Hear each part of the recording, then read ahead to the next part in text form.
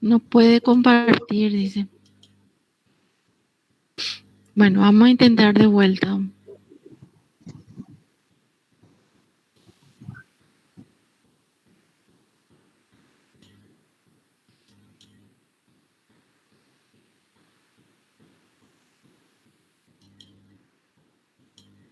Ahora,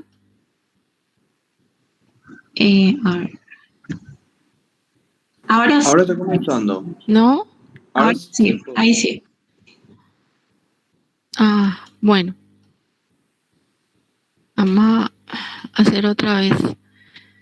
Le estaba comentando que un profesional médico, cuando va a hacer una solicitud para algún examen de diagnóstico, en el caso del laboratorio, se utiliza esta solicitud para confirmar la sospecha clínica o establecer un diagnóstico, para descartar una enfermedad o un diagnóstico, para establecer información pronóstica, para el seguimiento de una respuesta terapéutica o detectar algún padecimiento en ausencia de una evidencia clínica. Todas estas son las razones por las cuales ustedes deben hacer un pedido laboratorial. Para eso, nosotros necesitamos que el médico esté perfectamente identificado. Esta identificación es muy importante, ¿verdad? Ya que esto le refleja al profesional el pedido, avala el pedido que están haciendo, pero también le compromete al profesional en el momento de hacerlo. Por lo tanto, es muy importante que ustedes sean rigurosos en el momento de hacer este pedido, ¿sí? Bueno, Alison. Alison, estás. He visto ese nombre así al pasar y se me quedó. Alison, ¿estás o no estás? Sí, estoy, profe. Ok, Alison, ¿cómo es tu apellido? Zárate. Bueno, entonces vamos a hacer contigo un pedido, una hoja de pedido, ¿sí? Vamos a hacer esta parte, luego en la parte de la práctica, cada uno de ustedes va a hacer, les voy a indicar cómo hacerlo, ¿sí? Miren, en este momento, Alison Zárate es la doctora Alison Zárate. Ella hizo, por ejemplo, clínica médica, cardiología, ¿verdad? ¿Eso qué significa? Antes de colocar ponemos el nombre de Alison Zárate, registro profesional número 26.000, por ejemplo, ¿verdad? El registro profesional nos da el ministerio. Acá ponemos, si es que todavía la doctora Alison está completando sus estudios, va a ser médico cirujano. Pero si ella ya está haciendo la especialidad, si está haciendo clínica médica, que dura creo que 3 años, luego hace una subespecialización en cardiología, otros 4 años o 3 años, ¿sí? Entonces ya le habilita a que ponga clínica médica, cardiología. Coloca acá su número de teléfono, su número de mail, lo que sea. ¿Por qué? Porque la doctora Alison Zárate tiene un consultorio privado, ¿sí? En donde se va el paciente. Tal vez la doctora tenga ya preparado este formato de análisis, en donde simplemente empieza a marcar los analitos que desea realizar, ¿verdad? Pero para eso debe identificar a su paciente. Pónganle que pongan, por ejemplo, el señor José González Martínez, por decirles, ¿verdad? Se le coloca siempre, ya sea en forma particular o estando en el hospital, el número de DCI, ¿sí? Es muy importante para el sistema informático y también para los prepagas, ¿verdad? Si es que es muy interesante que nos coloquen la edad, por lo menos 61 años de edad, ¿verdad? Si tienen esos nombres ambiguos que a veces tenemos, ambiguo le diría porque lo usan también tanto varones como mujeres, es necesario colocar acá la palabra señor o señora para que podamos tener una mayor amplitud en el momento de leer el análisis. Si es que está en forma particular, el laboratorio coloca, tiene como indicación colocar el número telefónico del paciente o el correo electrónico. Ahora, como la doctora recibió en su consultorio, ella va a marcar y en observación que va a poner presunto diagnóstico, una DX, y va a colocarle, por ejemplo, chequeo anual o rutina, o bien algo que avale a que ese paciente esté programando ¿cómo se llama? Su estudio. No se puede poner nunca algo que atente contra la confidencialidad del paciente, ¿sí? No se puede poner, por ejemplo, que el paciente que pusimos, le pongan ustedes acá, sífilis, tuberculosis, paciente con virus, con inmunodeficiencia, con VIH, nada que atente la confidencialidad. Esta observación debe ser aportante, no algo que pueda alterar al paciente, ¿sí? En el caso que ustedes consideren que es de alto riesgo el paciente, se llama directamente al laboratorio y se habla con el jefe de laboratorio, ¿sí? O la persona encargada en ese instante del laboratorio, ¿tá? Pero tengan cuidado en esta zona de colocar. Toda la medicina preparada ahora les exige a ustedes por qué pidieron, ¿sí? Bueno, ahora bien, la doctora Alison Zárate también trabaja en IPS, ¿sí? Y en IPS, esta hoja de pedido que ella mandó a hacer acá con un corazoncito, etcétera, ya no existe. Acá va a estar la hoja de pedido de la institución donde ustedes trabajan. Puede ser una institución privada o una institución pública, ¿verdad? Entonces, el médico acá ya no existe. En IPS ahora se tienen unas plantillas como esta, pero a veces el médico opta por escribir, ¿sí? Específicamente porque a veces no tienen esta plantilla o prefieren hacerlo. En ese caso, cuando ustedes reciben pacientes ambulatorios, ¿qué quiere decir ambulatorios? Quiere decir que se va a consultar con ustedes y luego se va a hacer el análisis. Ahí ya entra lo que habíamos dicho, la urgencia y la emergencia o el ambulatorio. El ambulatorio va a pedir turno, el urgente se va a ir al laboratorio de urgencia, el de emergencia se va a quedar en el hospital. Entonces, acá va a pedir la doctora Alison, va a pedir hemograma, urea, creatinina, enzimas cardíacas, por ejemplo, porque ella le recibió a su paciente dentro del hospital. Entonces, ¿qué va a pasar acá? Acá la doctora Alison va a firmar su resultado, su pedido, con su sello, su firma. Ese sello contiene su número de registro y dónde está trabajando, ¿verdad? Y colocan la fecha, ¿sí? La fecha es muy importante porque de acuerdo a eso se deriva a los diferentes laboratorios. En ese caso, cuando el paciente está internado, la doctora Alison debe de colocar sí o sí el número de sala, la cama, el servicio donde está. Y debe colocar el número DCI con excelente número. Nada de hacer macanada, ¿sí? Bueno, entonces son 3 aspectos que le estoy enseñando. Cómo hacer correctamente un pedido médico. Les ruego, por favor, que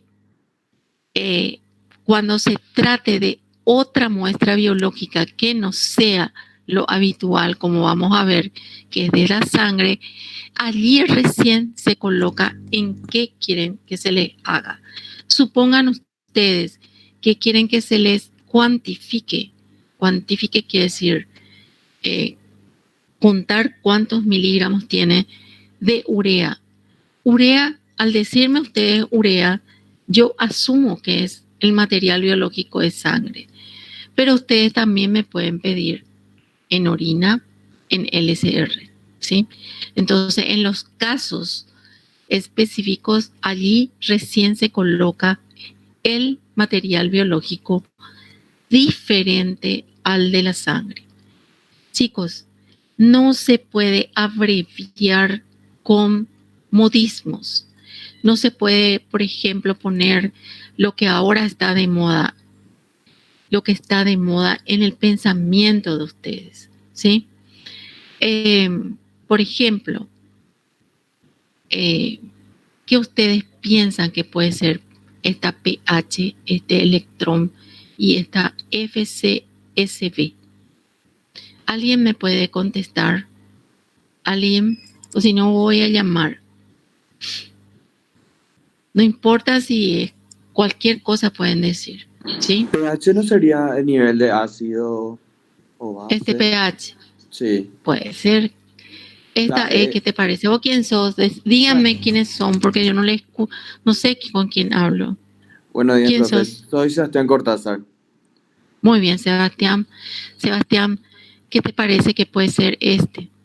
Esa E, no sé si electrolitos ¿Te parece? Pues tiene o un electrones. O sea, muy bien. electrones. Y este FCSB. ¿Qué te digo? ¿Qué? Fundación del corazón servil y valeroso puede ser, ¿verdad? ¿Sí? Puede Chicos, ser. cualquier cosa puede ser. Este pH, si era el pH para medir la acidez o la alcalinidad o hacer la parte de gasometría, la P debería estar con minúscula.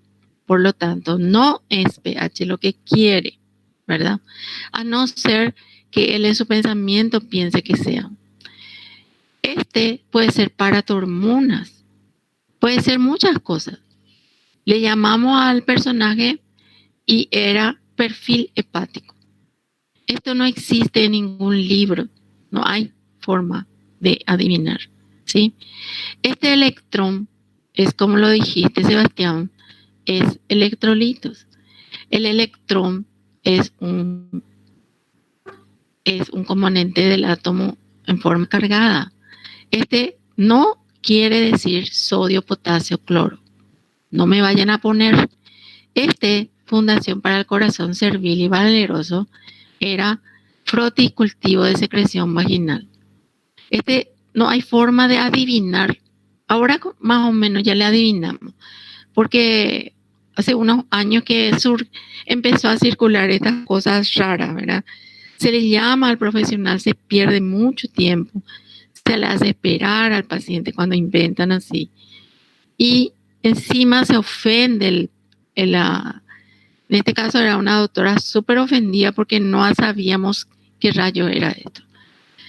Miren, por ejemplo, acá les muestro, les hice un escaneo de esta UCRE electrón con magnesio.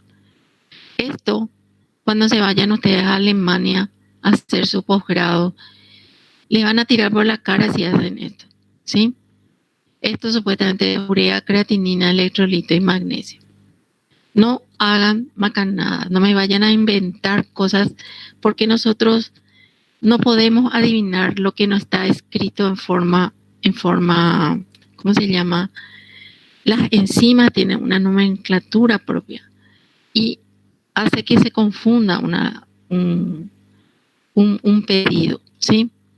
Bueno, tienen que ser lo más pulcros posible en el momento de realizar, ya que ustedes firman esta indicación. Miren esta suciedad, ¿sí? Miren cómo escribe el nombre el médico de su paciente. No le puso la ficha médica que recibió otra persona que estuvo haciendo. Este es su número de nacimiento, fecha de nacimiento. Ni una nada puso este ser que es un médico de la UCA, ¿sí? Miren, súper sucio, roñoso es, ¿sí? Este es un ser de la UNA, también fue mi alumno.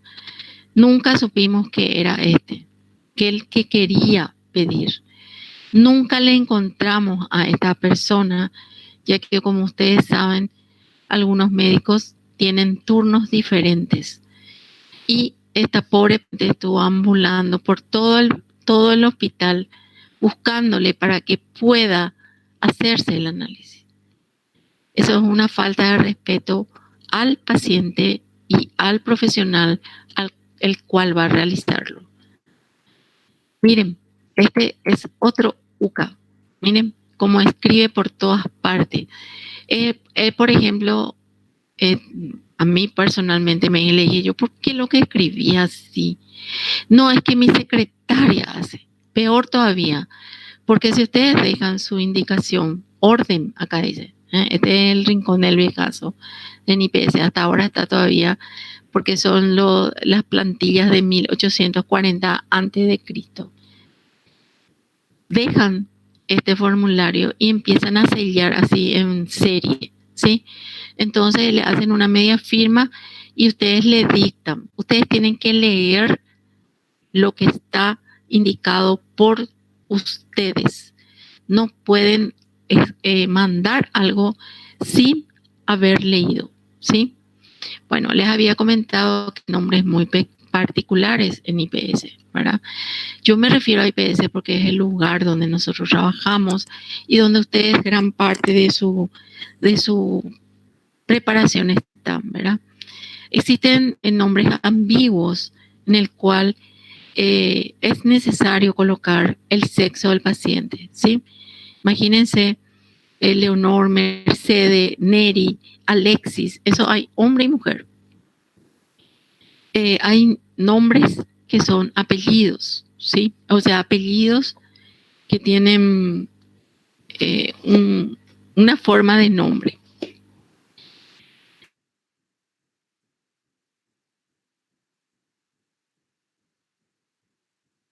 Y les puse solamente para matizar otra criminalidad. Miren, vamos a ver que uno de las cosas que utilizamos en la parte de laboratorio recibimos son los líquidos de punción.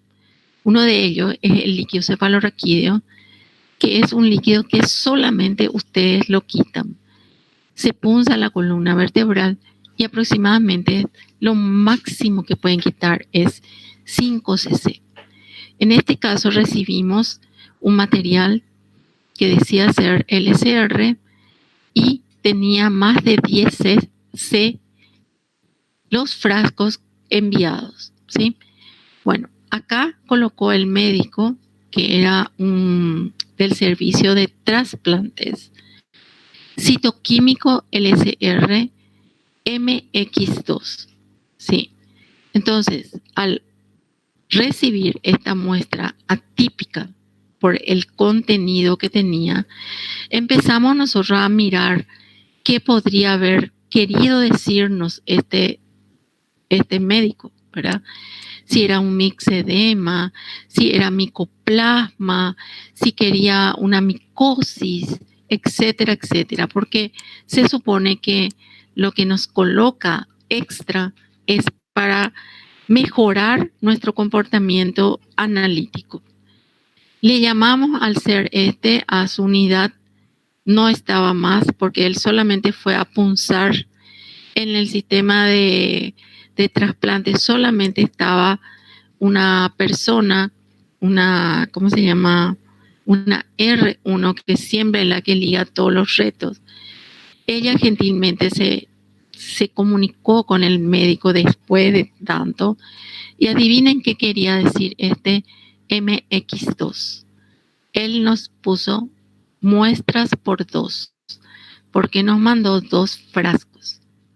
Entonces perdimos muchísimo tiempo porque si es, por ejemplo, para micosis, tenemos que fraccionar y mandar a microbiología. Es delicadísimo esto. Se pierde tiempo, se pierde por sobre todo el tiempo, que es fundamental para el procesamiento de esto.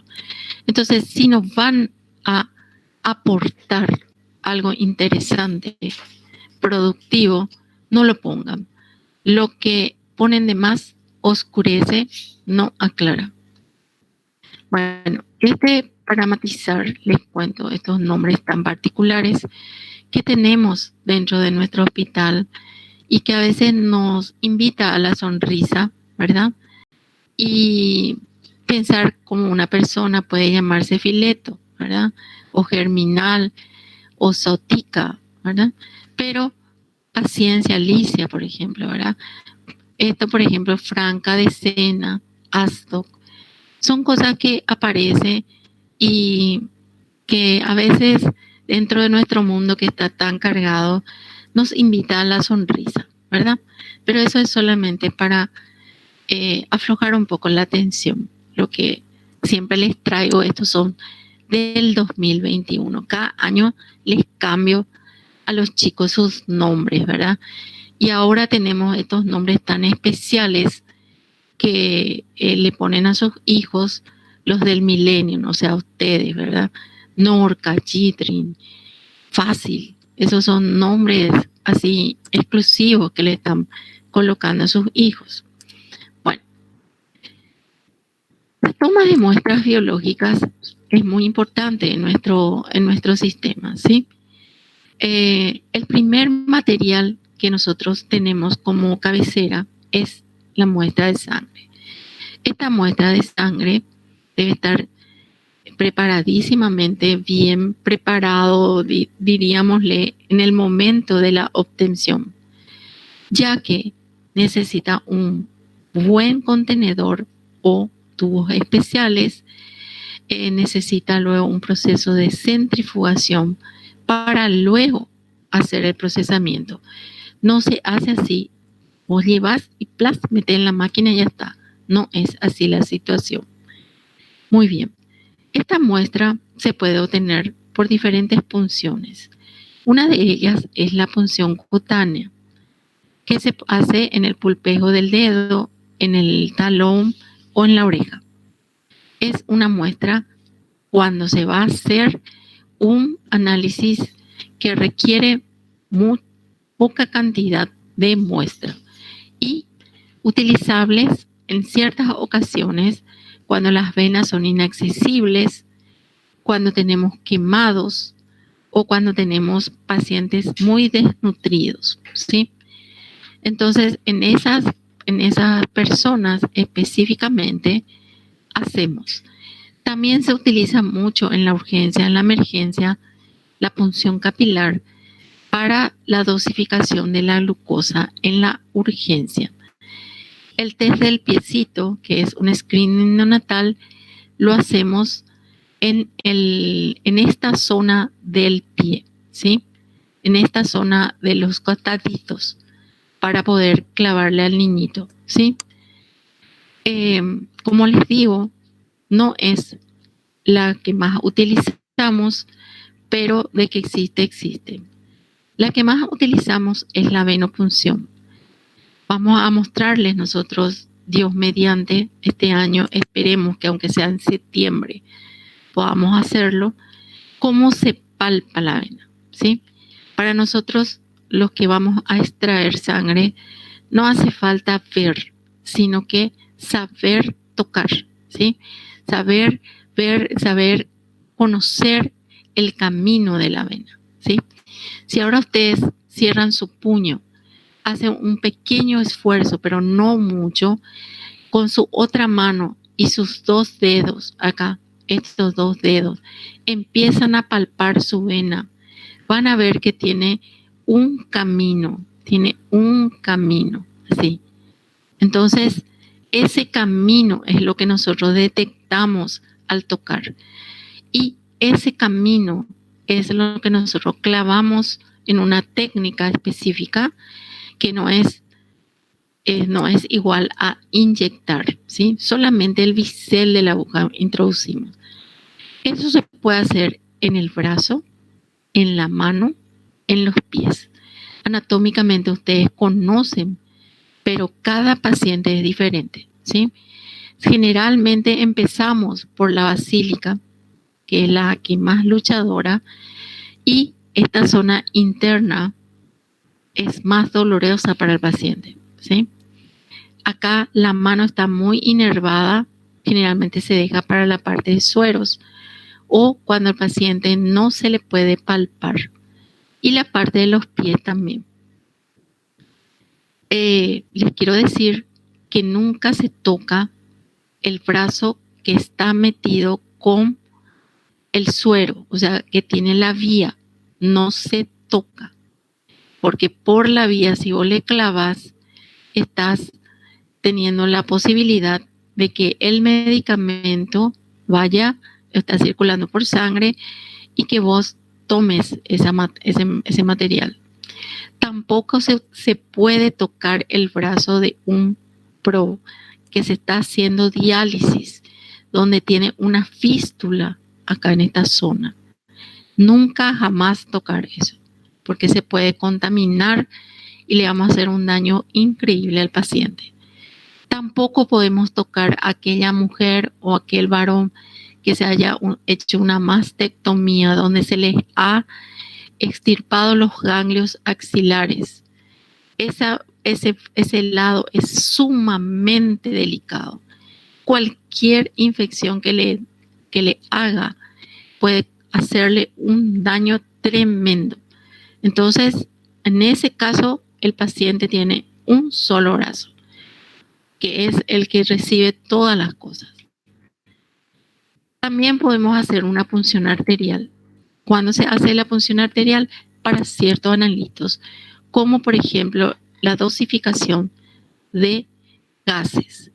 Tenemos también gasometría arterial y venosa. Fíjense, acá es la parte venosa, ¿sí? Esa es mucho más fácil. Y la arterial, la que más se utiliza es la humeral y la radial, ¿sí? Específicamente en esta zona se le clava. Cuando está ya en una situación más delicada, se puede hacer de la arteria femoral. Ahora bien, la técnica es diferente, ¿sí? La técnica es, fíjense acá, le está palpando. ¿Cuál es la diferencia entre la palpación de una vena y una arteria? Es el pulso. Tóquense un poco acá. Ahora mismo tóquense. Y van a sentir el latido de su arteria. ¿Pueden sentir? ¿Alguien me puede decir si no, tal vez, a lo mejor? Sí, profe. Sí se puede sentir. Bueno, ¿ven? Tengo mis dos dedos. Abro en el medio mis dos dedos. Miren, abro mi dedito. Y miren cómo pongo mi jeringa, como si fuera un avión. ¡Tac! En punta le clavo. Pero esta jeringa debe estar embebida en heparina. ¿Y cuál es la diferencia? Al clavar de punta, donde está latiendo, salta el émbolo por la presión que tiene la arteria. Si yo clavo esta vena, ven ustedes que está muy junta acá, ¿verdad? Acá le clavo, por ejemplo, acá. Yo estiro el émbolo porque la venosa no tiene presión. Esa es la diferencia. El latido para arteria y no latido para la vena. ¿Está?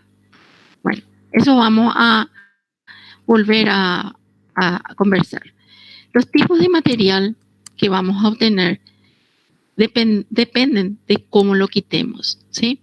Cuando nosotros leemos una indicación médica, empezamos a colocar todos nuestros tubos con sus respectivos nombres, ¿sí? Entonces, si queremos nosotros tomar el material sin anticoagulante o con estas perlitas que atrapan, producen la aceleración de la coagulación in vitro a través de la, ¿cómo se llama? De los factores de coagulación activados por vía intrínseca, hace que se coagule. Al coagular, ¿qué sucede? Se forma un coágulo irreversible. Y al centrifugar en un equipo, acá arriba queda un sobrenadante de color amarillento. Esto se denomina suero. Sin embargo, en este, yo cargo en el tubo, ¿sí? Acá tengo sangre total. Esto voy a invertir y voy a tener siempre esta forma. ¿Qué va a pasar cuando se centrifugue? Va a decantar la parte de los elementos figurados y acá también voy a tener un sobrenadante límpido de color amarillo. ¿Cuál es la diferencia? Que si yo doy la vuelta a este tubo, vuelvo a tener esto, ¿sí? Vuelvo a tener sangre total. Entonces, cuando saco con anticoagulantes, esta zona amarillenta se denomina plasma, ¿sí? En cambio, si saco sin nada, esta parte se denomina suero. Si yo doy la vuelta a esto, no puedo hacerlo porque esta es una situación irreversible donde ya la muestra no contiene fibrinógeno, por lo tanto está ya el coágulo formado. ¿Está? Bueno, entonces, ¿cuál es la diferencia entre plasma y suero? En el suero no hay fibrinógeno. En el plasma hay fibrinógeno y es una situación reversible. Ahora, estos anticoagulantes son específicos, ¿sí? Son muy delicados y son específicos. Cuando yo leo la indicación que me hizo la doctora Allison, yo veo que me pide crisis sanguínea. Entonces, utilizo el tubo para factores de coagulación. Este tubo celeste es de citrato de sodio. También la doctora me pidió un hemograma. Utilizo para hematología el tubo que contiene tapa EDTA y que siempre de acá en la China, en Japón, es de color lila. Si quiero hacer la parte de sueros, puedo tener tapones amarillos o rojos, ¿sí? Esto no contiene nada o contiene acá unas pequeñas perlitas o un gel separador de suero. En estos dos casos no se invierte el tubo. En todo esto hay que invertir. Este, por ejemplo, es un tubo, el verde es universal para la heparina. El negro también tiene EDTA, pero en proporciones diferentes. ¿Está? Esto, si se carga mal, no funciona. Si, por ejemplo, uno de ustedes, acá está la marca, ¿ven? Este es para, no sé cuánto dice acá, 2,5. Ustedes cargan hasta uno nomás, una persona carga. Y el otro me carga hasta acá, le hago cargar hasta el tope para que después no me diga la doctora ahora que le falta la sangre. Mal, eliminado a los leones. La proporción sangre anticoagulante se debe respetar ante la marca de cada tubo. Tampoco, ya no les voy a devolver su tubo si me cargaron acá hasta la marca, porque una vez le devolvimos a una persona, a una profesional, y se derramó en el basurero hasta la marca. Suerte que la limpiadora, que tenía más ética y personalidad, se fue y nos dijo, la doctora está derramando su muestra. Primero que se enojó porque le derramó en su basurero, que no es para en el basurero común, ¿verdad? Y segundo, eso atenta contra el resultado analítico. Entonces ahora, ¿está mal la muestra? Dejamos en el laboratorio, anda, tráeme otro. Y no se vayan que plaguear, ¿sí? Porque me encuentran a mí en la ventana y les voy a eliminar. ¿Está? Bueno, hay muestras de orina que se tienen que tomar en el laboratorio. Es la segunda muestra que más tenemos. Se tiene una orina de rutina, que es la primera orina de la mañana, o por lo menos 2 horas es necesario retener a fin de que se concentren los solutos.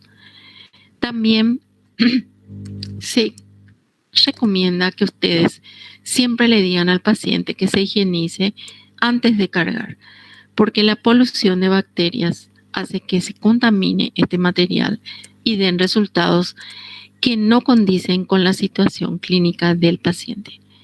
Para los niños recién nacidos, se utilizan estas bolsitas colectoras que actualmente no son recomendadas, pero se las usa, ¿sí? Lo ideal es hacer la toma de material al acecho, ¿sí? Estas bolsitas lo que tienen es que se contaminan fácilmente al no estar bien pegadas, ¿sí? Y si están mucho tiempo y se despegan, ingresa el oxígeno y empiezan a polular las bacterias. Para un médico pediatra que nosotros le informemos bacterias es muy importante, pero esas bacterias deben ser genuinas, ¿sí? No por contaminación. A veces se contaminan con la materia fecal de la criatura, eliminada la orina. También podemos tener estas orinas computadas por tiempo, en el cual se requiere retirar del laboratorio estos contenedores. Miren, esa situación se denomina diuresis en un tiempo dado. Puede ser de 8 horas, de 12 horas, de 24 horas, de 2 horas. Esa es una orina programada. Entonces, ¿cómo se hace cuando no quiere programar? Se elimina primero la primera orina. Por ejemplo, a las 7 de la mañana se levantan su paciente, eso se vacía la vejiga. Pero a partir de eso, todo lo que orina hasta mañana a las 7, esa de las 7 debe ser incluida. Y se lleva al laboratorio todo lo que orinó, por ejemplo, en 24 horas. La diuresis es un importante dato, ¿sí? ¿Por qué? Porque, acuérdense, plaquetas, ¿cómo se llama? Hipotensión y poca cantidad de orina son pacientes críticos. Si tenés un paciente con menor de 50.000 plaquetas, si tenés uno que no orina menos de 200 cc, si tenés que está con una hipoxia o con una temperatura muy baja, esos son signos de alarma total, ¿sí? Bueno, otros materiales son las heces. Se puede tener recolección simple, recolección seriada, recolección para cultivo, para coprofuncional, para saber la intolerancia a ciertos alimentos, especialmente carbohidratos, proteínas y lípidos. Y también sangre oculta para ver el comportamiento intestinal. Para esto se requiere que el paciente retire del laboratorio, en este caso coprofuncional. Si es adulto se le da una dieta, si es un niño no se hace dieta porque el lactante solamente mama, ¿verdad? El cultivo se retira un recipiente para cultivo. También tenemos otros materiales en el laboratorio que ustedes nos piden. Estas generalmente son para el laboratorio de microbiología, ¿sí? Y los fluidos serosos sí son del área de la urgencia, de la emergencia, enseguida les muestro. Los líquidos de punción. Los líquidos de punción son líquidos que se pueden clasificar en 2 tipos, los trasudados y los exsudados. Estos trasudados son líquidos originados por trastornos circulatorios que conducen a una congestión pasiva, pero sin tener una inflamación o una infección. O sea, no son patológicos, ¿está? Sin embargo, cuando ese líquido recolectado anormalmente en una cavidad es patológico debido a un proceso inflamatorio o a infecciones bacterianas, se denominan exudados y sí deben ser tratados inmediatamente. ¿Cuáles son esos líquidos? Un ratito. El rey de todo es el LSR. El LSR y todos los líquidos, chicos, el único que quita es el médico. ¿Cómo lo aprenden? Se aprende por el paciente, lastimosamente, ¿sí? Un día vas a estar con tu instructor, te va a mostrar perfectamente, mira, acá tenés que clavar, así le tenés que poner a tu paciente, así tenés que palpar. Te va a mostrar tiernamente. El segundo día o en el mismo día te va a decir, clávale vos, yo te voy a mirar. Y el tercer paciente te va a dejar solito. Así de simple. Así es que estas agujas son los trocar que uno introduce en esto. ¿Cómo se hace eso? Ni idea tengo yo, chicos, porque yo soy paciente, ¿sí? Miren, se coloca en el tercer, cuarto interespacio de la columna o cuarto, quinto. Se aspira y ya deben tener preparado 3 tubos o 3 frasquitos estériles, ¿sí? Ahora, quiero recomendarles algo. Antes de hacer esta punción de cefalorraquídeo, tienen que hablar con el laboratorio, especialmente si no están dentro de un sistema de salud. Si no tienen laboratorio para hacer este análisis, no vayan a punzar, porque esto máximo dura 2 horas. Después se empieza a deteriorar, ¿sí? Y fíjense lo cruel que es esta situación. A veces utilizan para saber si tiene meningitis y generalmente eso hace mucho en la parte de los niños. Así que primera cosa, ver que tengan un laboratorio cercano, ¿sí? Bueno, existen otros líquidos. Es el pleural a través de la toracentesis, donde ustedes le clavan. Acá es más cantidad de líquido. A veces cargan toda la jeringa y las muestras son muy abundantes, ¿sí? A veces sale quiloso, lleno de grasa, cuando atravesó una parte de la vena porta, ¿verdad? A veces sale lleno de sangre, a veces sale coagulado. Tiene toda su técnica este asunto. Otro líquido es el líquido ascítico o peritoneal, donde la ascitis hace que el abdomen del paciente sea gigantesco. A veces hasta 1 litro eliminan. Una parte envían al laboratorio porque ustedes, si es un trasudado, esto va a ser puro líquido. Prácticamente no va a tener nada de patológico. Si es un exudado, nosotros le vamos a informar valores que son, que le está indicando a ustedes que esto se infectó. ¿Está? Este es el líquido sinovial, que donde clavan ustedes en las articulaciones, sacando el líquido sinovial, que es mucho más viscoso. Se mide mucho la viscosidad en el líquido sinovial, ya que ese determina realmente la patología. Si un líquido sinovial es líquido, así, agüita mansa, el paciente está con una inflamación en esta zona. Siempre tiene que ser viscoso. Y tenemos también el líquido seminal, en el cual a veces nos piden los espermogramas. ¿Para qué? Para ver causas de infertilidad, descartar esterilidad. La diferencia es que acá hay espermas pero a veces están muertos o poco movimiento, ¿verdad? O poca cantidad. Sin embargo, en los estériles no tienen espermas. También para comprobar la efectividad de una vasectomía y en medicina legal se hace para los casos de violación, presencia de semen.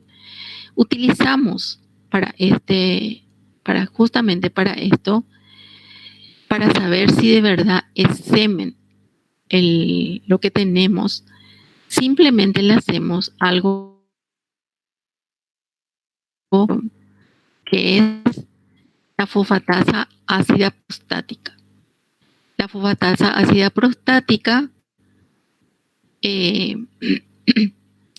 solamente lo tienen los varones y están en el esperma. Ahora me ven mi pantalla, por favor. Sí, profe, sí podemos ver. Ok. Bueno, eso fue todo lo que nos faltó la vez pasada. Voy a tratar de hacerlo rápidamente. Chicos, a partir de las 9 ustedes pueden retirarse, ¿sí? Lastimosamente a veces nos pasamos de la hora unos minutos más, pero hasta las 9 es obligatorio. Ustedes se colocan sus nombres y se retiran si es que tienen otra actividad. Bueno, el laboratorio clínico, chicos, tiene normas de seguridad muy importantes y que prácticamente todos los conocemos, pero no lo hacemos. El uso obligado de bata, esto de hablar por teléfono con los guantes contaminantes, esto no se debe hacer, ¿sí? ¿Cuál es la responsabilidad que hay dentro del laboratorio? O en el caso de ustedes, si están dentro de un quirófano, la responsabilidad siempre estriba en el profesional, ¿sí? En el caso del laboratorio, solo el bioquímico es el responsable de lo que sucede. Hay muchísima gente que ahora abre su laboratorio y que no es de la profesión. Son grandes empresarios. Pero ese empresario pone la plata, pero siempre la responsabilidad es del bioquímico. El bioquímico debe asegurar que debe tener ciertas normas de seguridad, ciertas normas de entrenamiento, ¿sí? Debe exigir, si es que no es el dueño, los equipos de emergencia y debe asegurar que su equipo esté totalmente inmunizado, especialmente por el virus de la hepatitis B, tétano, tuberculosis y otras enfermedades infectos contagiosas como la influenza. Debe estar vacunado. El individuo que trabaja dentro del sistema sanitario debe contar con esta inmunización. Esto es obligatorio. No es como ahora el COVID, que si quieren se vacunan y si no quieren no se vacunan, ¿verdad? Esto sí o sí tenés que tener para tener la entrada dentro de un lugar. ¿Cuáles son los accidentes laborales? Son muchísimos, ¿sí? Hay riesgos biológicos, psicológicos, ergonómicos, químicos y físicos, ¿sí? Los ergonómicos, ¿ustedes qué me dirían? Chicos, a veces nos sentamos 5 horas en una sillita todo descuartizada. Nuestra pobre columna está todo chueca. No te dice nada cuando vos tenés 25, 28, 30 años. Pero cuando tenés ya 50 años, crash, se te mueven todas tus articulaciones, ¿sí? Esto es algo que a veces nosotros compramos para nuestra silla porque no hay uno adecuado. Psicológicos, muchísimas cosas psicológicas ustedes saben que existen dentro del mundo de la medicina. Así, esto hay que enseguida dar la voz de alarma cuando ustedes se sienten mal o un bioquímico se siente mal dentro de su ámbito, porque después puede ser tarde. Por supuesto que hay los biológicos, los químicos y los físicos que pueden ser totalmente solucionables. Bueno, el accidente laboral a cualquiera nos puede pasar. Cuando tenemos un accidente laboral, la primera cosa que hay que hacer es lavar la zona afectada.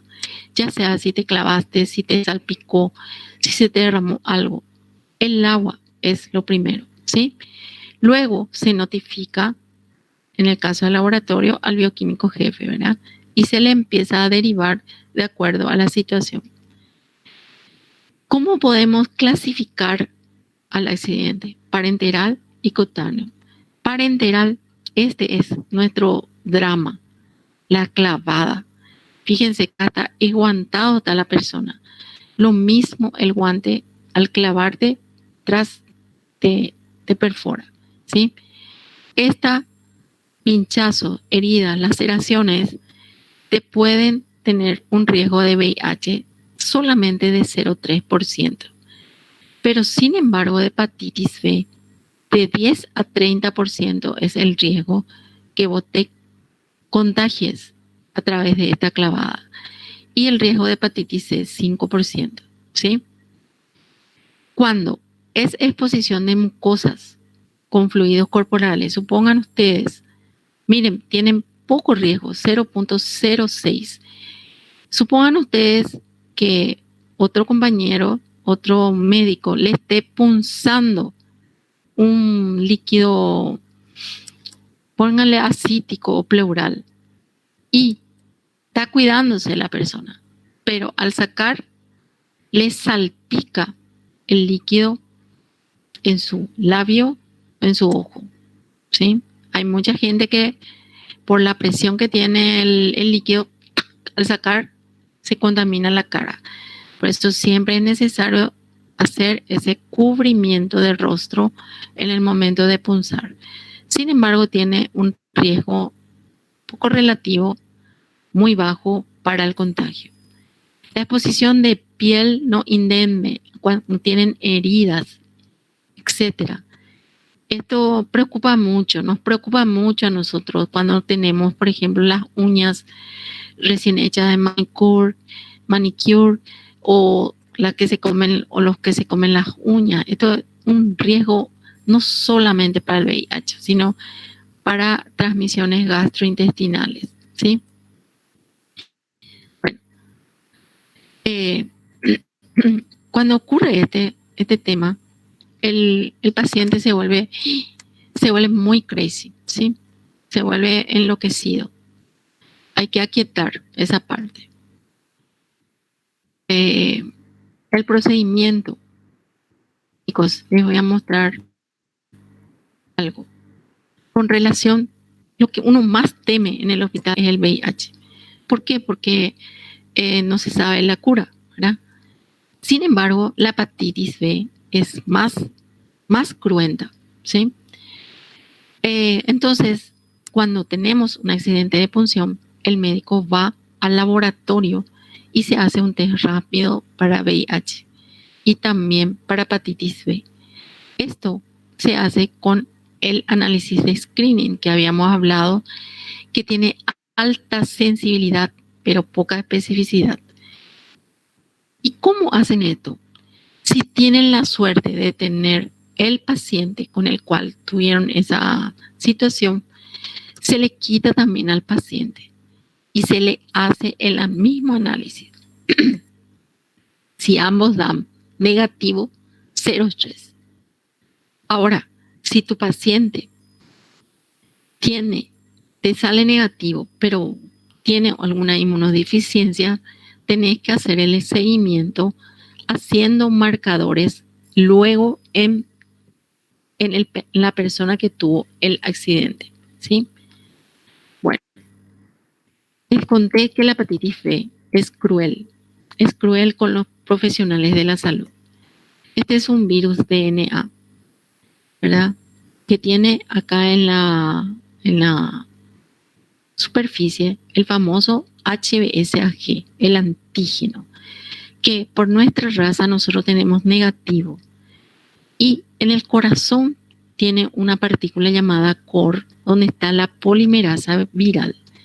Esto hace que cuando se produce la enfermedad, esto se libere al torrente sanguíneo, y si el paciente no tiene defensas, se produce la enfermedad, ¿verdad? Ahora bien, ¿cómo se contagia? ¿Cómo se contagia? Exactamente igual que el VIH. Parenteral, a través de acupunturas, tatuajes, clavadas, sexual, exactamente igual como el VIH. Vertical o perinatal, en una mujer que no se supo que tenía, rara vez, ¿verdad? Y horizontal, capaz de sobrevivir en el cuerpo humano hasta 7 días. Esto, chicos, hay que tener muy en cuenta en la parte ontológica, ¿sí? Cuando la ontología no tiene la particularidad de tener a altas temperaturas sus equipos, puede ser una entrada directa para el virus de la hepatitis B. Específicamente, el VIH con el calor se muere, ¿sí? Y con el hipoclorito. La hepatitis B tiene que estar súper estéril para que se muera. Así que tengan en cuenta eso. No vayan a descartar esa parte de la odontología en el momento de hacer de dónde vino el problema. Nosotros, los profesionales de la salud, tenemos alto riesgo, ¿sí? Muchísimo. Todos estos pacientes tienen alto riesgo, por lo tanto debemos vacunarnos. Es nuestra obligación. Estos marcadores serológicos están indicándole a ustedes ¿cómo se llama? El ciclo de la enfermedad. ¿Qué aparece cuando estamos recién enfermos? ¿Qué aparece cuando nosotros ya nos curamos? ¿Y qué hay que tener en cuenta con respecto al HB-Core anticuerpo? La vacunación se debe hacer una dosis al mes, otra y a los 6 meses. Allí recién nosotros tenemos una dosis de refuerzo que nos inmuniza aproximadamente 10 años. Cada año hay que realizarse el análisis llamado HBsAg, que es el anticuerpo del antígeno. Si nosotros tenemos 10, es la unidad mínima que podemos tener. Si nosotros tenemos 400, 500, 5.000, 3.000, estamos protegidos. Cuando tenemos 2, 3, 8, tenemos que volver a vacunarnos, ¿sí? Generalmente esto ocurre a los 10 años de haberse puesto, pero hay que monitorear. Las personas obesas a veces no adquieren esta inmunidad y también los que son dializables. Debe tener doble dosis. Miren, ¿ustedes se vacunaron todos? ¿Me pueden decir sí o no? Sí, pero ¿Sí? Todos están Sí, vacunados. profe. Perfecto. No. Ok. Sí, profe. Entonces, ¿cómo va a ser la serología de ustedes? Ustedes en este momento tienen HBsAg negativo y tienen HBsAc. Esta palabra positivo tiene que estar cuantificado, ¿sí? Acá lo que necesito saber, ¿cuánto tienen ustedes? La próxima que se hagan un análisis, pidan esto, HBsAc, y vean cuánto tienen. Si tienen menos de 10, hay que volver a vacunarse, ¿sí? Y este HBsAc, este es anticuerpo core IgG, este de adentro. El paciente que se vacunó y que nunca tuvo hepatitis siempre va a tener negativo. ¿Por qué? Porque la vacuna no tiene esta parte, no contiene. Entonces, una persona que nunca tuvo hepatitis, pero está protegido, solamente debe tener el HBsAc unidades superiores a 10. Ahora, una persona que tuvo hepatitis B y se curó va a tener negativo, el HBsAc positivo o superior a 10, por eso se curó, pero esta parte de su corazoncito siempre va a tener positivo. Esta es la diferencia, ¿sí? Entonces, esta persona no es apta para ser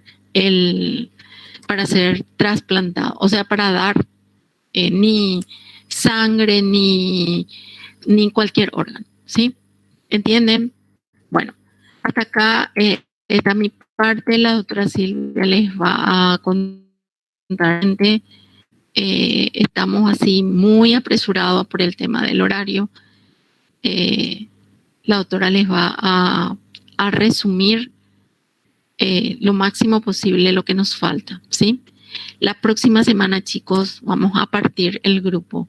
Veo que acá son 71 personas. Recuerden, por favor, que las personas que ya estuvieron el año pasado y que tienen asistencia deben enviar por lo menos a la doctora Silvia o a la doctora Rosana, que tienen su mail, quiénes son esas personas para poder sacarles del grupo, ¿sí? Porque tienen liberado este año, siempre y cuando hayan cumplido con el problema de la presencia. ¿Entienden? Por favor, les pido, ¿sí? La próxima semana, Sebastián, y no me acuerdo quién era otro delegado que está en este grupo. Stephanie, ok. Ustedes se les envió el cronograma, ¿sí? Ese cronograma es tentativo, por lo menos este semestre, ¿sí? Después vamos a ir, siempre les vamos a avisar nosotros, ¿sí? Entonces el próximo martes, Stephanie o Sebastián nos van a enviar la mitad del grupo para que hagamos la práctica virtual y van a ver ustedes cómo vamos a interactuar. ¿Está? Doctora Silvia, por favor, te escuchamos. Bueno, muy buenos días a todos. Voy a presentar. Ella perdón, doctora, sale con mi nombre ahí porque no le dieron todavía el mail de la UCA. Exactamente, estoy esperando mi mail institucional todavía. Ahí se ve bien. Por eso nomás sale ahí mi nombre, pero ella es la que va a presentar.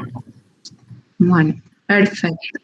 Hacerle un resumen, doctora, para que sean más amorosos que los del año pasado. Sí, bueno, les voy a hablar brevemente de las normas de bioseguridad principales que se deben tener en cuenta al trabajar en un laboratorio. La OMS clasifica los laboratorios de acuerdo al nivel de bioseguridad con que deben contar en 4 categorías, de menor a mayor bioseguridad. Esta clasificación consiste en 2 niveles básicos, 1 y 2, un nivel de contención 3 y un nivel de máxima contención, que es el nivel 4. Y esta clasificación se relaciona con el tipo de microorganismos con el que se va a trabajar, si son más o menos patogénicos. ¿Por qué? Porque de acuerdo a la naturaleza de estos microorganismos se van a requerir más o menos medidas de bioseguridad. Por ejemplo, los laboratorios de diagnóstico deben diseñarse para que cumplan como mínimo los requisitos del nivel de bioseguridad 2. Y en este tipo de laboratorio se manipulan microorganismos que representan un riesgo solamente moderado y que se pueden controlar con un equipo de seguridad básico. Sí, y algunas de las características son que el trabajo se realiza en una mesa al descubierto y se deben contar con cabinas de bioseguridad en el caso de producirse aerosoles para resguardarnos y usar siempre ropa protectiva. Bueno, esto no me aparece, a ver. Ahí está. Entonces, ¿cómo prevenir los riesgos laborales en laboratorios clínicos? Entonces, hay un conjunto de medidas que se tienen que tener en cuenta. Por un lado, contar con las instalaciones físicas en correctas condiciones, ¿sí? Llevar a cabo procedimientos de trabajo seguros, disponer siempre de equipos de protección personal y contar con instalaciones ya sea para casos de emergencia o de prevención de incendios. por ejemplo, con duchas de emergencia, lavaojos, mantas ignífugas, extintores y mantener siempre un estricto orden y limpieza. Entonces, las instalaciones del laboratorio deben ser apropiadas para el tipo de trabajo que se realiza. Por ejemplo, contar con mesadas, cabinas de bioseguridad, etc.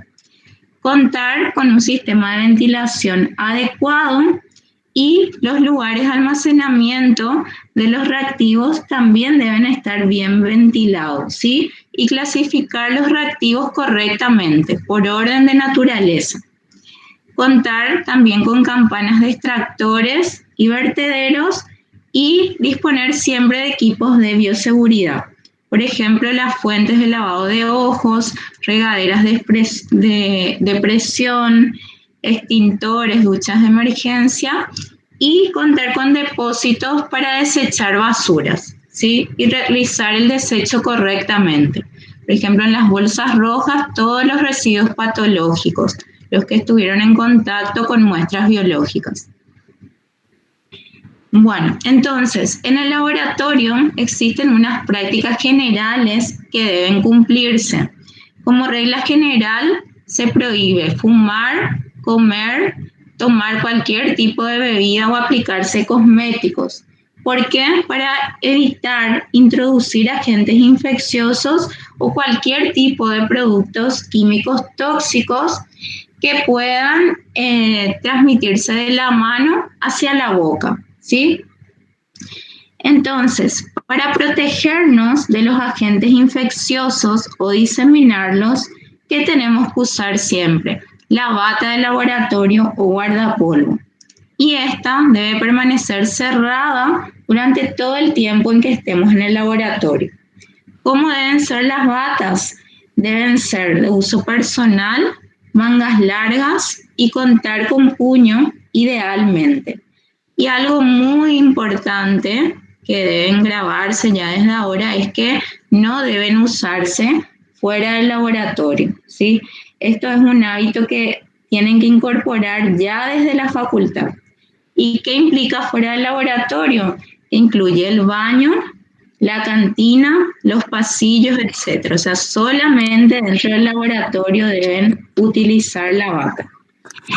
Porque tienen que ser conscientes de que siempre puede estar contaminado con algún tipo de fluido biológico o químico, ¿sí? En cuanto a los zapatos, estos tienen que ser de punta y talón cerrado. ¿Por qué? Para proteger los pies de derrames o caída de instrumentos afilados y prevenir accidentes. También, o sea, no es conveniente que las personas que trabajan en el laboratorio usen lentes de contacto.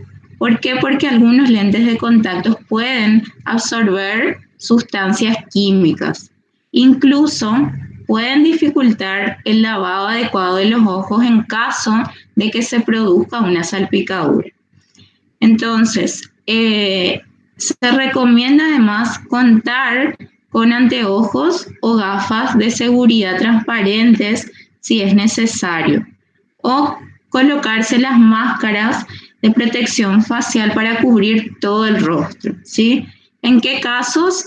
Sobre todo en los casos donde hay posibilidades de generar cualquier tipo de aerosol o salpicadura. Por ejemplo, cuando destapamos los tubos con las muestras o cuando centrifugamos las muestras.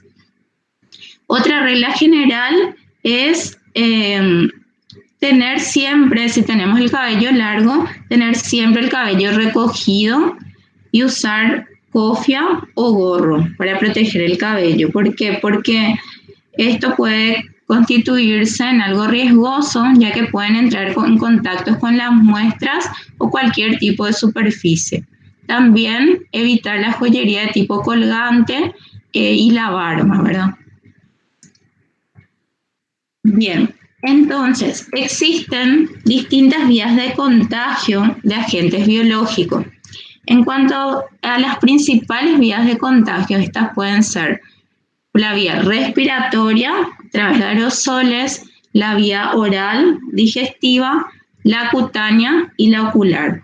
También puede realizarse por vía sanguínea en el caso de algún pinchazo o a través de las mucosas. En el caso de la transmisión por vía respiratoria, esta ocurre por inhalación de partículas infecciosas que causan infecciones en el sistema respiratorio inferior. Y uno de los agentes patológicos principales son, por ejemplo, el Mycobacterium tuberculosis, los virus como la influenza A y B, también el coronavirus, por ejemplo, que produce el COVID. Y en todos estos casos, cuando manipulamos este tipo de agentes, es importante que utilicemos siempre las máscaras para protegernos la cara, los ojos, y también trabajar en campanas de seguridad biológica, ¿sí? Además, otro tipo de transmisión puede ser la vía oral, generalmente a través de agentes enteropatológicos como bacterias como la salmonela, ¿sí? ¿Cómo se introducen estos agentes? Cuando nos llevamos las manos a la boca, si llegamos a comer en el laboratorio. Por eso es importante no comer o beber en el laboratorio y también usar siempre los guantes y evitar llevar las manos a la cara, ¿sí? Bueno, ¿qué pasa en el laboratorio? Estamos expuestos no solo a microorganismos patogénicos, sino también a peligros relacionados con las sustancias químicas que manipulamos. Entonces, es importante conocer las propiedades de cada una de estas sustancias químicas. ¿Para qué? Para almacenarlas correctamente y además manipularlas correctamente, evitando accidentes. Por ejemplo, en el caso de los ácidos y bases, estas son sustancias químicas corrosivas. ¿Qué significa? Que son dañinas tanto para la piel como tener una correcta manipulación de bioseguridad, usando siempre guantes, gafas, campanas de extracción, sobre todo cuando trabajamos con sustancias concentradas. Y tomar todos los recaudos para manipular con cuidado estas sustancias y almacenarlas también correctamente. Y en el caso de efectuar una dilución de ácido con agua, recuerden siempre de añadir el ácido al agua y no al revés, y esto va a evitar que se genere cualquier tipo de salpicadura y hacerlo siempre lentamente, ¿sí? Bueno, ¿qué otro tipo de accidentes podemos tener en el laboratorio? Los causados por vidrios rotos. En el caso de tratarse de vidrios limpios, no hay muchos inconvenientes. O sea, lo único que hay que realizar en primer lugar es desinfectar la zona y si llega a sangrar, luego de que pare el sangrado, vendar la herida y solicitar ayuda profesional en casos extremos, ¿sí? Ahora, si el accidente ocurre con vidrios, con material infeccioso, en caso de que sangre hay que forzar el sangrado. ¿Para qué? Para tratar de evitar los microorganismos a través de la herida, siempre desinfectar la zona con algún antiséptico, ¿sí? Y acudir inmediatamente al profesional para, sobre todo si sabemos que nos contaminamos con algún tipo de material infeccioso, cualquier tipo de fluido biológico. Y los accidentes pueden ocurrir también por el calor, que son el caso de las quemaduras, que pueden ser ya sea leves cuando afectan una porción reducida de la piel o aquellas quemaduras más graves que afectan a porciones extensas. Entonces, en el caso de la quemadura, sea leve, lo que se hace es sumergir la parte afectada en agua fría o cubrir con alguna compresa fría y aplicar un antiséptico, ¿sí? En el caso de quemaduras más graves, si se produjo algún incendio, o sea, lo primero es tratar de apagar el incendio y cubrir la persona y Es importante también que el tratamiento en este caso ya sea en un centro hospitalario, es decir, no manipular demasiado a la persona afectada. Otro tipo de accidentes puede ser ya sea por ácidos o álcalis. ¿Qué puede pasar? Que se pueden ingerir estas sustancias. ¿En qué casos? Cuando se pipetea con la boca. Por eso está extremadamente prohibido pipetear con la boca. Para eso, para aspirar cualquier tipo de sustancia, deben usarse las propipetas adecuadas, ¿sí? Pero en el caso de que se ingieran, siempre se trata de neutralizar. Si se ingirió un ácido, se neutraliza con una sustancia alcalina, en este caso se sugiere consumir claras de huevo, o en el caso de ingerir algún tipo de sustancia alcalina, se neutraliza con una sustancia ácida, por ejemplo, vinagre diluido. De lo contrario, se ingiere abundante agua. Ahora, si se trata de salpicaduras, ya sea en la piel o los labios, siempre enjuagar con abundante agua y ya sea en el caso de alguna salpicadura por ácidos o álcalis. Siempre en primera medida enjuagar con agua o tratar de neutralizar con algún otro tipo de sustancia. Bueno, en cuanto a la limpieza es fundamental en el laboratorio. Y respecto al lavado de manos, es una de las prácticas de seguridad más importantes que tenemos que tener en cuenta. ¿Y por qué? Porque es una de las principales maneras de evitar la dispersión de agentes infecciosos. Entonces, el lavado de manos, ¿cómo se realiza? Con agua y jabón. Idealmente debe durar entre 40 y 60 segundos de acuerdo a las recomendaciones de la OMS.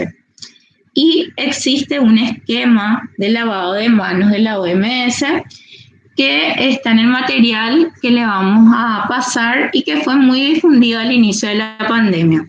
Pues, ¿se acuerdan que al inicio de la pandemia tuvimos que aprender o nos enseñaron a lavar las manos correctamente? ¿Cuándo hay que lavarse las manos? Después de finalizar cualquier tipo de trabajo en el laboratorio, luego de quitarse los guantes y entre cambios de guantes y siempre antes de salir del laboratorio, ¿sí? ¿Qué más? Al tratar con pacientes y a lavarse las manos, tener en cuenta de nunca llevarse las manos a los ojos o a la cara. Además, respecto a las medidas de limpieza, hay que tener en cuenta de no permitir que cualquier tipo de basura o desperdicio infeccioso en el laboratorio se acumule en grandes cantidades. ¿Por qué? Porque se pueden producir derrames y esto puede dar lugar a cualquier tipo de accidente. Los recipientes que tengan muestras de desecho biológico siempre deben mantenerse tapadas y es fundamental limpiar frecuentemente todas las superficies de trabajo del laboratorio con algún tipo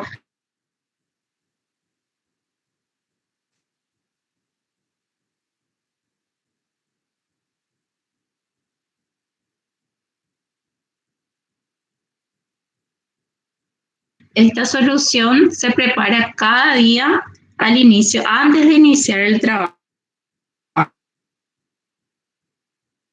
¿sí?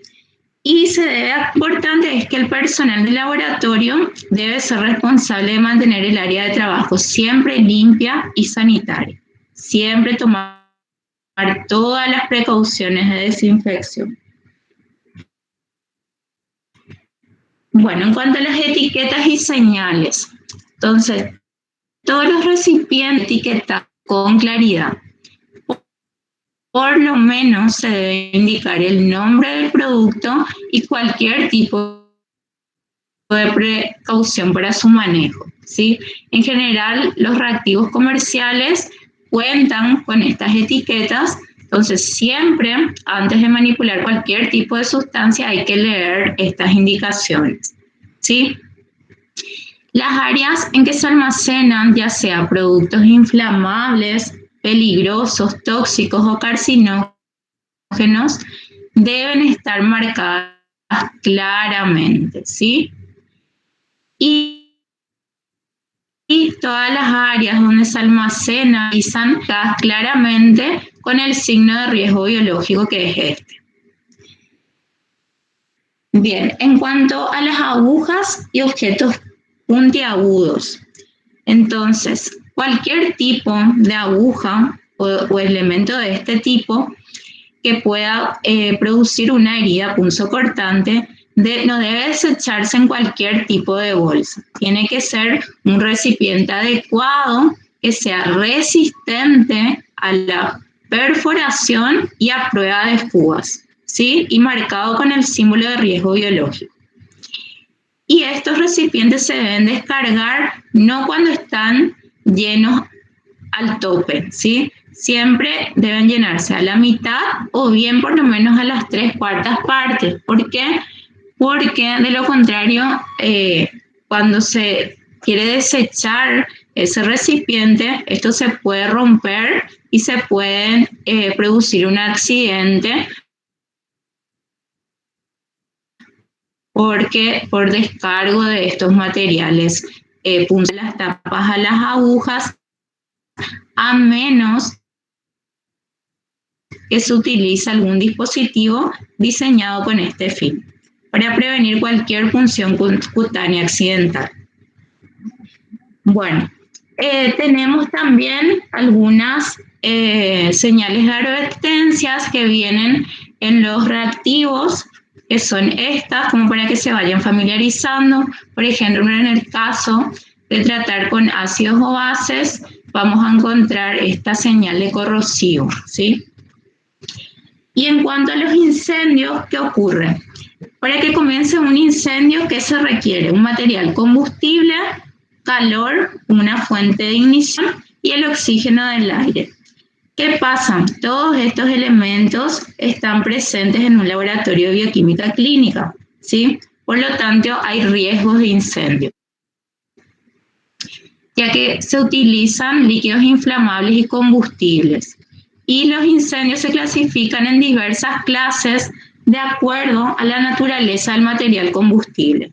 Y existen extintores adecuados para cada uno de estos tipos de incendios, ¿sí? Bueno, ¿qué pasa? En el laboratorio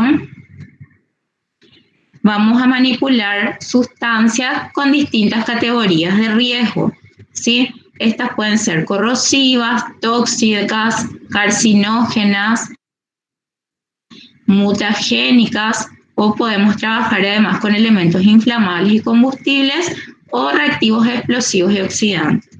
Entonces, si no conocemos, si no estamos familiarizados con estos tipos de sustancias, entonces en primer lugar es leer siempre todas las etiquetas para saber cuáles son los cuidados que debemos manejar al manipular cualquier tipo de reactivo, ¿sí? Bueno, y en resumen, cuando trabajamos en un laboratorio, debemos usar elementos de protección primaria, como las batas de laboratorio, gafas de seguridad, guantes y todo lo que ya estuvimos viendo. Conocer las propiedades y peligros asociados a las sustancias químicas y tener bien identificado dónde se encuentran los elementos de primeros auxilios y las salidas de emergencias, y realizar un correcto almacenamiento y disposición final de las sustancias químicas. Y trabajar siempre de manera limpia y ordenada, ¿sí? Bueno, ahora les voy a mostrar un poco algunos de los materiales y aparatos que vamos a usar en el laboratorio. Acá vemos una imagen del laboratorio de la facultad. Lastimosamente todavía no se pueden tomar las prácticas presenciales, pero cuando volvamos ahí ya van a poder ir familiarizándose con cada uno de los equipos e instrumentos que contamos en el laboratorio, ¿sí? Ahora les voy a citar algunos, como el microscopio, los espectrofotómetros, ¿sí? los baños termostatizados para incubar las muestras, las centrífugas para centrifugar ya sea muestras de sangre como de orina. También contamos con estufas secadoras, con la heladera, planchas para calentar sustancias, el aparato de electroforesis que se utiliza para las separaciones de proteínas y el coagulímetro, ¿sí? La balanza para pesar sustancias y el pHímetro para medir el pH. Acá lo que vemos son todos los elementos necesarios para realizar las extracciones sanguíneas. Sabemos el torniquete, las jeringas, los distintos tipos de tubos, el descartet, que es el que le había comentado, que es el recipiente resistente para desechar las agujas y elementos punzocortantes. Después todos los materiales de laboratorio, de vidriería, por ejemplo las pipetas para medir las sustancias líquidas, la propipeta, que es la que se usa para pipetear, o sea, nunca pipetear con la boca. Las pipetas automáticas para medir pequeños volúmenes de sustancias, todo el material de vidriería, los vasos, matraces, las buretas, los embudos, etcétera. Ahora, bueno, todos estos materiales ustedes van a ver cuando volvamos al laboratorio. No sé si tienen algún tipo de pregunta.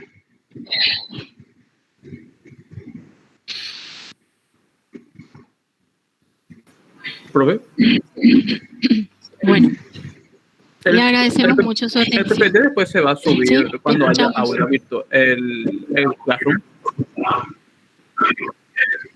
Sí, exactamente. Todavía no contamos con ese tema, ya que las inscripciones siguen. Entonces, queremos hacer de una sola vez, pero no se vayan a preocupar ustedes. La grabación se les va y también el PPT sin sonido, ¿sí? Eso lo vamos a ir ubicando en el Classroom. Va a haber una sección de teoría, otra sección seminario y otra sección laboratorio. Y en esa zona vamos a estar nosotras, ¿sí?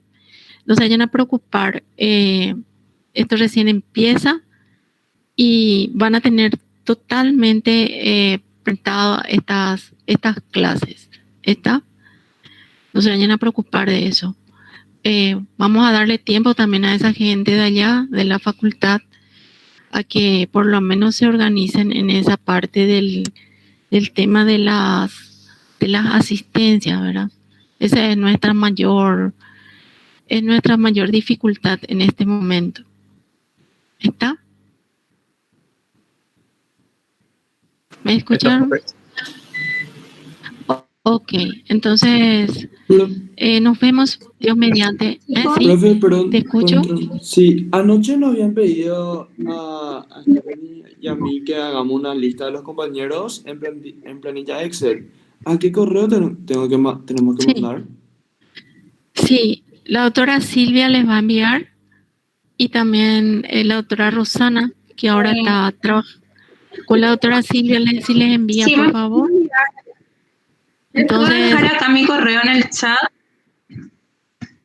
Así me hacen llegar, o bien el correo de la doctora Rosana, que ella dejó en el chat de los delegados, ¿sí?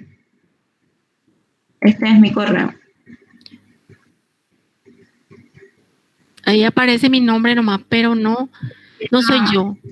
Es solamente por el tema de la... Pero mi nombre no está.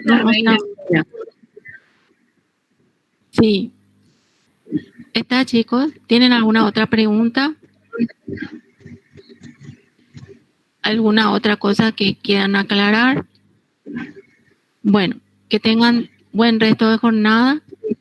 Hasta la próxima. Dios mediante. Bueno, hasta luego, chicos. Gracias, profe. Hasta luego. Gracias, profe. Muchísimas gracias, profe. Ok. Gracias a ustedes por la atención.